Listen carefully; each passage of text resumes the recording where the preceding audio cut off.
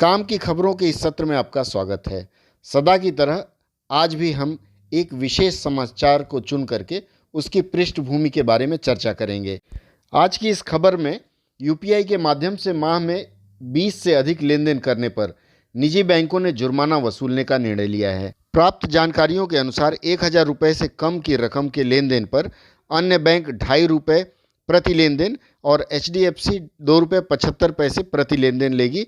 उसमें जीएसटी अतिरिक्त रहेगा। 1000 रुपये से अधिक रकम के लेन देन पर अन्य बैंक जहां 5 रुपया प्रति लेन देन प्रभार लगाएंगे, वहीं एचडीएफसी ने निर्णय लिया है कि वह 4 रुपये 75 पैसा प्रति लेन देन प्रभार लगाएगा, पर इन समस्त प्रभारों में जीएसटी अतिरिक्त रहेगा। इसके अलावा यदि लेन देन बढ़ती है तो उसका प्रभार और बढ़ सकता है।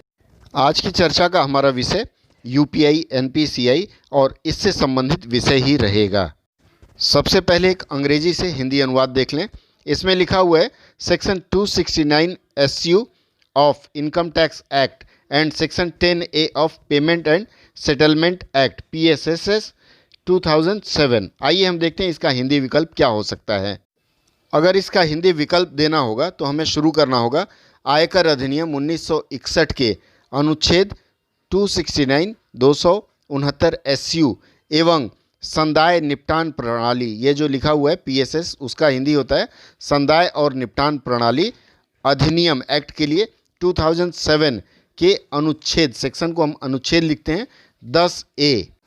इन अधिनियमों के अंतर्गत नियम यह है कि बैंकों को किसी भी प्रकार के इलेक्ट्रॉनिक लेन देन पर किसी प्रकार का कर नहीं लगाना चाहिए। अब आते हैं यूपीआई के बारे में। यूपीआई का फुल फॉर्म है यूनिफाइड पेमेंट इंटरफेस, अर्थात उसकी हिंदी है एकीकृत भुगतान अंतरापृष्ठ। इसको शुरू किया है भारतीय राष्ट्रीय भुगतान निगम एवं भारतीय रिजर्व बैंक ने। भारतीय राष्ट्रीय भुगतान निगम के लिए हम अंग्रेजी में लिखते हैं NPCI, national payment corporation of India. NPCI की स्थापना सन 2008 में हुई थी। इसका मुख्यालय मुंबई में है।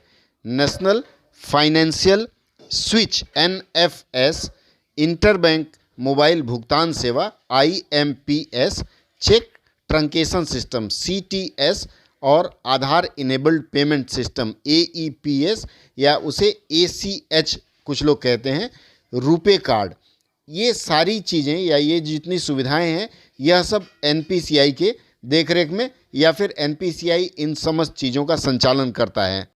अब आइए यूपीआई के बारे में भी जान लें।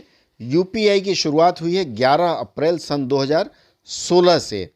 इसके बाद 16 अगस्त 2018 में यूपीआई 2 लाया गया, 2.0 लाया गया और फिलहाल UAE और सिंगापुर से भी बातचीत चल रही है।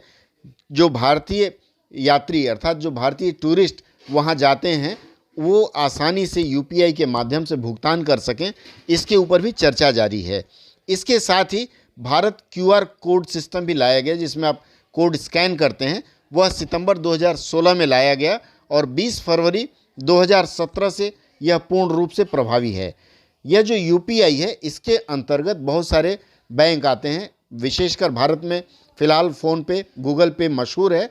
इसके अलावा भी जितने भी बैंक हैं, छोटे मोटे भुगतान अर्थात इसमें 20,000 रुपये तक का भुगतान किया जा सकता है, वह सब यूपीआई के माध्यम से कर सकते हैं।